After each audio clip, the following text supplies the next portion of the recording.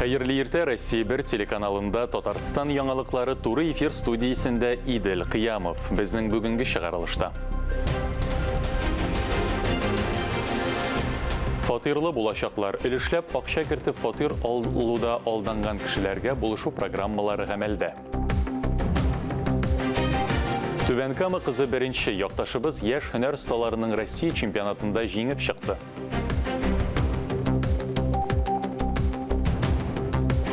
Кабаклар патшалыгында Соба районында узган традицион кабак бәйрәменнән репортаж.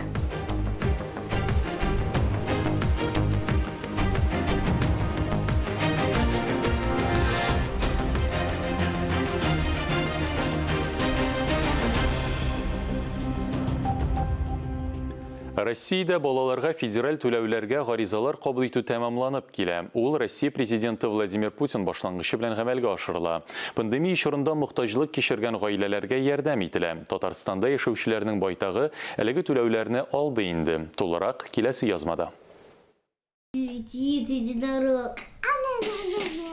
Уен бүлмәсендә нәни балалар мәшкилә, ә күрше бүлмәдә уку процессы башлана. Глеб мәктәп программасын мөстәкыйль үзләштерә. Әмма гаилә финанс мәсьәләләрен бергәләп хәл итә, дәүләт ярдәменә таяна. Пандемия чорында мондый ярдәм гаиләгә бик тә ярап куя. Выплаты мы начали получать с апреля месяца. С апреля у нас получается на... Без түләүләрне апрельдән бирле ала башладык. Апрельдә кечкенә балага 5000, июнь-июль айларында һәр балага 10000 сум акча бирелде. Барлык акчада карточкага күчте. Бер тапкыр гына гариза яздык. Күп гаиләләрдә әлеге акчаны балаларны мәктәпкә һәм балалар бакчасына әзерләүгә тотканнар. Ярдәм 16 яшькә кадәрге балалар тәрбияләгән һәр гаиләгә бирелде. Пандемия чорында 3 ярдәм чарасы кертелде. Апрельдән алып июнь аена кадәр 3 яшькә кадәрге балаларга 5000 сум акча түләнде. Июнь аенда 3-тән 16 яшькәчә балаларга 10000 сум акча бирелде. Июль аенда 16 яшькә кадәрге барлык балаларга да шул кадәр пособие түләнде.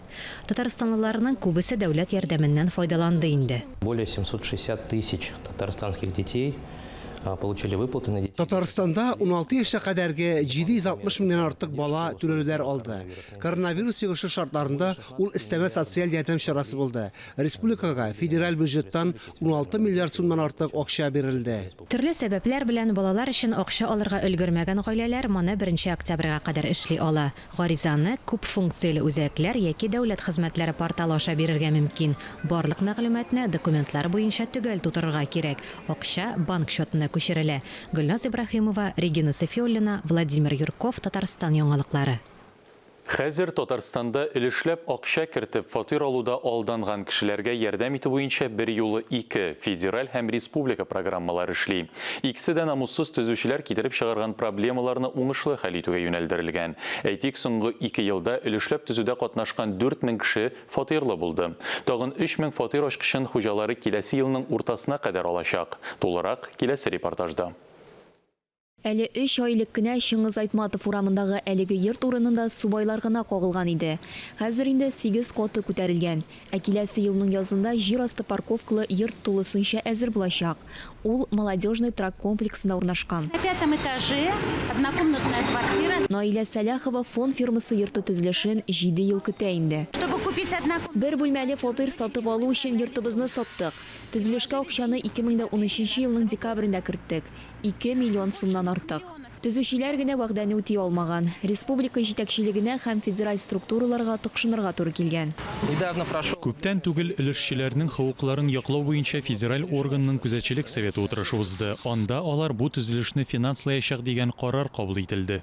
Шулай итеп берничә йорт төзелеп беткән. Алар арасында Шыңгыз Айтматов урамындагы биек йорт та бар. Аны сентябрь ахырында тапшыралар. Ә бу масштаблы төзелеш Губкин урамында бер юлы 16 кран эшли.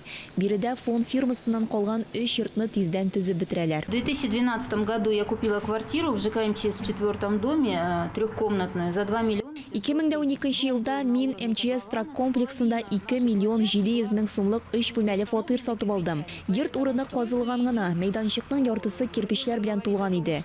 Төзелеш бара кебек. Риэлтор фон һәр вакыт шулай сатты дип ышандырды. Шуңа күрә алдык. Хәер, проектта йорт төзелешенә рөхсәттә булмаган. 2020 елда гына объектка яңадан төзүчеләр килгән.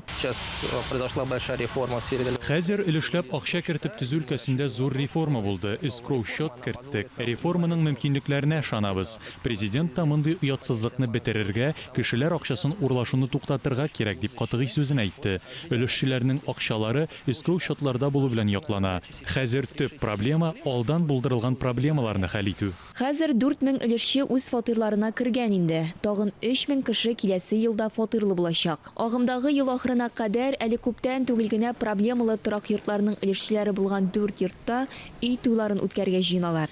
Киләсе елның 1нче кварталы ахырына кадәр тагын 7 күп фатирлы йортны торгызачаклар. Ниһаять, иң соңгы сакаллы төзелеш 2021 ел уртасына тәмамланырга тиеш. Быелгы татарча диктант дөнья күләм акциясе 26 сентябрьдә онлайн форматта уза. Бу хакта Бөтен дөнья татар яшьләре форумыннан хәбәр иттеләр. 26 сентябрьдә телеканалларда көндезге сәгать 11-дә туры эфирда диктант укыла. Шулай ук диктантны традицион форматта аудиторияләрдә язуны да оештырырга җыеналар. Моның өчен аудитория җыярга теләгән филолог диктантны татар сайтында теркәлү узарга тиеш. Барлык санитар-эпидемиологик шартлар исәпкә алыначак. Акциянең максаты татар теленә һәм мәдәниятенә игътибарны арттыру, аны шәһәр яшьләре арасында популярлаштыру, тел белемен тикшерү мөмкинлеген бирү. Соңгы елларда акция Татарстаннан тыш Россия төбәкләрендә һәм чит илләрдә дә популярлашты. Мәскәү вәкилләрендә узып, бөтен Россия буенча беренче урынны алды. Түбән Камадан 14 яшьлек Азалия Вильданова медицина һәм социаль тәрбия компетенциясендә иң яхшысы булды. Ә бит бу аның World Skills чемпионатында беренче тапкыр гына катнашуы. Яшь һөнәр остасы белән без дә якыннан аралаштык. Сулыш алу аппараты белән ышанычлы эшли һәм үзенең пациентының сәламәтлеге торышын җентекләп күзәтә. Барысы да чын тормыштагы кебек булырга тиеш. Хаталар гафу ителми, югыйсә штрафбаллар куела. Азалия Татарстанны яшь һөнәр осталарының илкүләм чемпионатында тәкъдим итте. Түбән Камадан 9нчы сыйныф укучысы Россия буенча беренче урынны алды. Ул үз күнекмәләрен медицина һәм социаль тәрбия компетенциясендә күрсәтте. Первый этап проходил еще в декабре. У меня в школе нас... Беренче этап әле декабрьдә узды. Мине мәктәптә сайлап алдылар. Без Татарстан чемпионатына әзерләндек. Анда мин беренче урынны алдым. Шуннан соң берничә сайлап алу турын уздым. Россия беренчелегенә кадәр барып җиттем. 5 этап һәм финал артта калды. Азалиягә берничә модульне күрсәтергә кирәк була. Стационар һәм үй зонасы, пациентны ярдәмче хәрәкәт чараларына өйрәтү һәм рәсем постер ясау. Барлык этапларда да аны тренер-эксперт Светлана Сычева өйрәтә. Остаз кыз белән 1 елга якын эшли. Держали кулачки всей семьей. Йодрыкларны йомарлап кызыбызның җиңүен көттек. Бик ышандык. Аның база белемнәре нык иде. Россия ярышларында җиңүчеләргә Skills паспорт бирелә. Без моңа бик шатландык. Эш бирүчеләргә бу паспорт булачак хезмәткәрләренең осталыгын бәяләү өчен иң мөһим документ. Эшкә урнашканда өстенлекләр бирә. Бу юлы чемпионат финалы дистанцион форматта беренче тапкыр узды. Мондый карарны пандемия сәбәпле кабул иттеләр. Тик Азалиягә бу үзен күрсәтергә һәм алтын медаль алып кайтырга хомычаламады. Кыз киләчәктә үз тормышын медицина белән бәйләргә планлаштыра. Актаныш районында иң яхшы зоотехникларны, ветеринария табибларын, машина белән сыер сау операторларын, лаборантларны һәм ясалма орлыкландыру технологларын ачыкладылар. Быелгы конкурс 44нче тапкыр Алга хуҗалыгында Шуракай авылы җәйләвендә оештырылды. Пандемия сәбәпле быелгы конкурс көзгә күчерелгән иде. Сыер сау аппаратларын тизлеккә сүтеп җыйган саумчыларның кулларына күз иярми, шул кадәр ыстарып беткәннәр. Теоретик белемнәрен дә күрсәттеләр. Аппаратны сыер сауга әзерләү, дөрес сау, сөтнең чисталыгы һәм майлылыгы баллар белән бәйләнде. Иң көчле зоотехник микән, аны күрәсе килә. Иң көчле ветврач микән, аны күрәсе килә. Аннан соң ветврачлар арасында күрәсе килә. Ассимиляторлар индалар күрсәтергә тиеш. Алга хуҗалыгы саумчысы Валентина Андерьянова абсолют җиңүче булып танылды. Сыер сауда стажы 1 ел гына булуга карамастан өлкән опаларында уздырды. Бәйгедә катнашучыларына барлаганнан соң авыл хуҗалыгына яшьләр килми дияргә тел әйләнми. Яшь саумчыларны ачыклау максатыннан 35 яшькә кадәргеләр аерым хөрмәтләнде. Беренче урында Шишмә агрофирмасыннан Альбина Дәүләтова. Икенче катнашкан шушы ярышта. Ярышлар бик кызуларды. Түгел ярышта бик авыр булды. Районда мал табибләренә кытлык. Үз эшенең барлык эшкәрлекләрен белеп башкаручы белгечләр җитешмәй. Таң хуҗалыгында баш табибне Башкортстаннан эзләп тапканнар. Илдар Тахиров зоотехниклар арасында җиңүче булды. Хәзерге чорда элеккеге эшләргә караганда үзгәрешләр күп инде. Хәзер технология заманы да керә инде. Лидер даруларның исемнәре дә үзгәрә, файдалары да икенчерәк дигәндәй. Шул яшьләр белән бергә торып калмаенчарак эшләргә тырышабыз инде. Районның баш ветеринария табибы Фиргат Абдрахманов зоотехник табиблар алдына куйган төп бурыч лейкозы сыерларны бетерү. Районда безнең бер вопрос булып тора инде ул лейкоз сире маллар арасында. Шул малларны айырып, баштан бузаулардан үстереп, яңа малларны кертергә кирәк. Бәйге җиңүчеләрен район башлыгы Энгел Фәттахов котлады. Телекчеләргә хезмәтләре өчен рәхмәт белдерде. Teşekkür bергә матур итеп сезнең белән эшләргә ясен. Алдагында җылы җәй айларында тагы да зуррак масштабта бу ярышларны сезнең белән үткәрергә ясен. Фарис Фахаматов, Ләйсән Газизова, Актаныш районы мәгълүмат үзәге ярдәмендә әзерләнде. Әбуа районының Сорсаз авылында яздан башлап көзгә кадәр тормыш кайный. 3 фермер, дистәләгән техника, пенсионерлар шәһәрдән кайтып, март айыннан октябрьгә кадәр биредә яши. Ә кышын тынлык, 3 урамда нибары 4 кеше калган. Бүген инде бетеп барган авыллар рәтендә булган Сорсазда яшәүчеләрнең тормыш көнкүреше турында киләсе сюжетта карагыз. Җәен Сорсазда 30лап кеше җыела. Флюра Хиснетдинова гаиләсе белән иртә яздан көз уртасына кадәр авылда яшиләр. Ире белән бәрәңге яшелчә үстерәләр. Фермер улларына булышалар. Флюра ханым биредә башлангыч мәктәп булган чорларны да хәтерли әле. Авылыбызда 120 йорт иде. 3 урамлы иде. Авылда школабыз бар иде. Башлангыч класс белән аның саты бар иде, алмагычлары, чияләре бар иде, кыерларда үстерәләр иде әле. Без яшь вакытта инде бездән сулар сиптереп эшләтәләр иде хезмәт дәресендә. Аның тормыш иптәше Фәрит 11 ел инде мәчет имамы вазифасын башкара. Бүген бернинди социаль объектлар калмаса да, авыл уртасында бик матур, төзек мәчет бар. Авыл иратларының намазга йөрүе, мәчетнең ян-як территориясын төзекләндерүләре сөендерә аны. Каяңына килсәләр дә безнең мәчетебезгә сокланулар. Тирәсе яңа эшкә дә тотып алдык. Зиярәтебез яңа тотып алганда фермерыбыз бар, Илдус Кәбиров дигән. Ул без ярдәм итте. Мәчетебез зиярәтебезнең içinden 200 баш агач алып, яңа чистартып чыгарып, алыйга бер мәртәбә әмәләр оештырып, безнең зиярәт тирәләребез зиярәтнең içенә барып караган кеше районда мондай чисталык юк дип безгә рәхмәтләр әйтеп китәләр. Көз җитү белән Хиснетдиновлар буага китә. Алар артыннан башкалар да. Әмма 4 кеше ел әйләнәсе биредә яши. Шуларның берсе Татарстан урамында яшәүче Мустақим Низамов. Ялгыз булсам да, һәр вакыт җирдә фермерларның ярдәмен тоеп яшим ди ул. Elde yarıbana firmalarımız var, Ildoslar. Onlar yolunu açıp duralar. Teknik bilen de olsa, bütün nesle bilen bulursa, boğa var geldiyse maşinasına oturtup gitti. Сарсаз авылы Иске Тинчәле авыл җирлегенә керә. Авыл җирлеге башлыгы Глия Шакирова әйтүенчә, Сарсаз чыннан да яз-көз айларында җанлана. Безнең Сарсаз авылында инде җәйлеген дачникларыбыз белән 30лаган кеше кайтамында. Кышлыгын инде эчкенә кеше кала, эч гаилә кала минем. Без алар инде җәйлегендә, кышлыгында карап торабыз. Эчкенә кеше булса да юлларны арчып торабыз. Аларның нинди сораулары бар, мәнфәгатьләрен кайгыртып торабыз. Үзара салым акчасына авылда юллар салалар. Моннан тыш җирлек ыткан 1,5 миллион сум күләмендәге грантның бер өлеше хисабына да яңа юллар барлыкка киләчәк. Алсу Сәмигуллина, Айрат Насруллов, Татарстан яңалыклары. Камал театры яңа сезонда онлайн спектакльләрне дәвам итә. Спектакльләр туры эфирда күрсәтелә. Дөньяның һәр почмагында спектакльләрне турыдан-туры карап булачак. Бу турыда театрның матбугат хезмәте хәбәр итте. Спектакльләрнең интернет трансляциясен Мәскәү, Чаллы, Нью-Йорк, Хельсинки, Истанбул кыскасы бөтен дөньяда онлайн караганнар инде. Моның өчен Камал театры сайтына кирип онлайн спектакльләргә билет алырга кирәк. Билетны эфир тәмамланганчы гына сатып алырга була. Спектакльне карый башлагач карап бетерү өчен тагын 24 сәгать вакыт бирелә. Туры эфирлар рус теленә субтитрлар белән тәрҗемә ителә. Спектакльне компьютер, телефон, смарт ТВ технологиясе булган телевизорлар аша карарга була.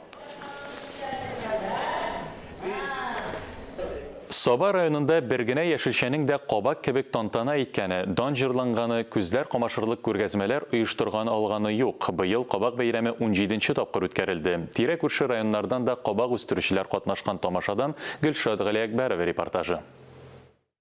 Быелгы кабак бәйрәмен беренче тапкыр Ямле Саба яр буе кабул итте. Бәйрәм турында көз, кояш, кабак дип 3 сүз белән дә әйтеп булыр иде. Ләкин бәйрәм зурлауга бик тә лаек. Быел әлеге бәйрәмне Саба дулкыннары телерадиокомпаниясе 17нче тапкыр оештырды. Кабак бәйрәмендә әлеге яшелчәнең нинди генә төре, төсе, сорты юк. Кабактан ясалган эшләнмәләрдән күзләр камаша. Кабак бәлешен пешерүчеләрнең осталыгына шак катарлык. Иң элек мәйдан турына бик зур кабак үстерүчеләр үтте. Комиссия һәр кабакны үлчәп, авырлыгын язып барды. Балык Бистәсе районының Крәшин казасы авылыннан килгән Михаил Григорьевич, мин столер, эшем җитәрлек дип тормаган, кабак үстергән. Иң мөһиме, күңел итеп бәйрәмгә алып килгән. Быел кабак орлыгын бик күп эзләдем. Беренче булмады, таба алмадым. Аннан соң менә таптым. Бик күп төрлеләр 6 төрле быел утыртам кабак. Менә шуларның менә икесен алып килдем инде. Арша районы Югары Мәтәскә авылында яшәүче Габделнур Захидуллин бәйрәмгә 45 кило ярымлы кабагын алып килгән иде. Май башларында кабакны үзе шәшкән, аннары бергәләп сулар сибеп, шүпләрен утап торганнар. Арша туфрагы да кабак өчен уңдырышлы булып чыккан. Арша туфрагы уңышлы кабак яшелчәләр үстерү өчен тагы аның өстенә тәрбияләргә кирәк, су сибәргә.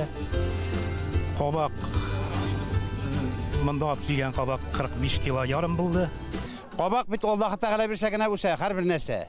Менә шул Аллаһ Тәгалә аңа зуррак кабак биргән, 15 килограмм мондагы кабаклардан бер кичкенәрәк кәнишне. Ну, барбер катнашу, бәйрәмгә катнашу үзе аның бит бер ни күңеллеге бар. Шуның өчен менә 17нче ел бит инде кабак бәйрәме, 17нче елында да катнашам. Сәхнә янындагы үлчәү кырыена иң зур кабакларның килүе үзе бер тамаша булды. Бойлар Сабасында яшәүче Искәндәр Сәйфетдинов үз хуҗалыгында үскән иң зур кабакларны машинасына, прицепка тиеп алып килде. Һич арттырусыз, кабакларны кызыксынып күзәтүчеләр җитәрлек булган кебек, Искәндәргә кабакларны бушатырга ярдәм итүчеләр дә шактый иде. Кабакны үстерүдә Искәндәрнең тормыш иптәше Гөлшатның да роле зур булган. Кабак орлыгын без инде махсус зур итеп үстеребез дип сатып алган идек. Иптәшем белән Әлфия апа кибетеннән алдык сатып. Гигант дигән сорты. 80 килограммга хәтле үсергә тиешле кабагы. Бер инде аерым тәрбия биреп үстермәдек. Су сиптек, шүпләрен утадык. Күңел биреп үстердек ерем белән. Урта Саба авыл клубы мөдире Рамил Мингәрәев килеп керү белән бар халыкны үзенә каратты. Ямле Саба яр буе ул көнне иң матур төсләр белән балкып торды. Ни дисәк тә, төсләргә иң бай ел фасылы көз. Бәйрәмдә катнашучылар әзерләгән күргәзмәләрдә дә көзнең бар матурлыгы, муллыгы чагылды. Сабаның сәләтле балалар мәктәбе күргәзмәсе көз атмосферасы белән бергә 2020 ел рухында чагылдырырлык итеп әзерләнгән иде. Дөрестән дә сәләтле балалар мәктәбе безнең кабак бәйрәмендә ел сайын бик актив катнаша, яхшылап әзерләнә. Бу елгы кабак бәйрәменә без берничә төр юнәлеш алдык. Бойлар Сабасында эшләп килүче балалар бакчаларының бәйрәмгә әзерлеге турында бик яхшы дип әйтү генә берни дә сөйләми. Аларның күргәзмәләрендәге матурлыкны, осталыкны, байлыкны үз күзләрең белән күрү кирәк. Кайбер мизгелләргә тукталсак, бәләкәш балалар бакчасы коллективы әзерләгән аш-сулар төрлелеге белән җәлеп итсә, кабактан эшләнгән эшләнмәләрдән дә күзләр камашырлык иде. Фотозонада, балалар өчен уен мәйданчыгында, аниматорлары да шунда ук иде. Монда инде без азык-төлекләр пешердек, төрле кабактан. Һәм инде безнең выставка кабактан, төрле фигуралардан тора торган выставка әзерләдек, фотозона бар. Һәм шулай ук балалар өчен уен мәйданчыгы әзерләдек. Башка балалар бакчалары да бик тырышканнар, бар фантазияларын, осталыкларын эшкә җиккәннәр. Без бу ел төп максат итеп инде кабактан ризык әзерләргә булдык. Безгә бу эшне башкарырга ата-аналар бик ярдәм итте. Аларга бик зур рәхмәт әйтәсе килә. Бәйрәмдә шулай ук социаль учреждениелар, мәсәлән, Курсабаш коррекцион мәктәбе, югары утар балалар йорты интернаты да катнашты. Бәйрәмне тамаша кылучылар фикерен байлар сабасында яшәүче Нәкия Мусина бик матур итеп әйтеп бирде. Бик ошый, бик рәхмәт оештыручыларга, түрәләргә шушы хәтле итеп дәрәҗәгә күтәргән өчен халыкка бер жол бит бу. Жол. Безнең заманнарда бу рәхәтне күрә алмадык. Менә Аллага шөкер, картайган көндә күреп үләбез. Рәхмәт төштем патшаларга, рәхмәт төштем бөтен халыкка. Емле саба яр буенда кем генә килсә дә урын җитәрлек иде. Балалар батутларда сикереп кинәнде. Шәхси эшмәкәр Рифкат Шәфиков миш кыймагы белән сыйлады. Хаят клубы кулдан эшләнгән күз явын алырлык эшләнмәләр тәкъдим итте. Бәйрәмне тамаша кылып йөреп арып киткәннәр эскәмияләргә утырып концерт карады. Район үзешчәннәре, агитбригадалар, җырчылар берсен-берсе алыштырып кына торды. Комиссия эшчәнлегенә килгәндә ул иң элек мәдәният аланына тукталды. Биредә татар авылындагы бәйрәм атмосферасын тудыру өчен ни генә эшләнмәгән. Авыл мунчасы да бар. Гармунчылар татар көйләрен яңгырата, кул тегермәне эшләп тора. Осталар ипи пешерергә әзерләнә. Тагын да осталар мастер-класслар үткәрә. Иң тәмле бәлеш номинациясында катнашучылар ел сайын тәмле бәлешләрен пешереп алып киләләр. Кызыл Миша авылыннан Рәсимә ханым Әхмәтова, Түбән Симиттән Гамилә Гәрәева шундыйлардан. Бәйрәм соңында һәр номинация буенча җиңүчеләр бүләкләнде. Әлеге сәгатькә шундый яңалыклар иде. Мин Идел Кыямов бүгенгә сезнең белән саубуллашам. Яңа эш атнасы уңышлы булсын. Исән-имин булыгыз.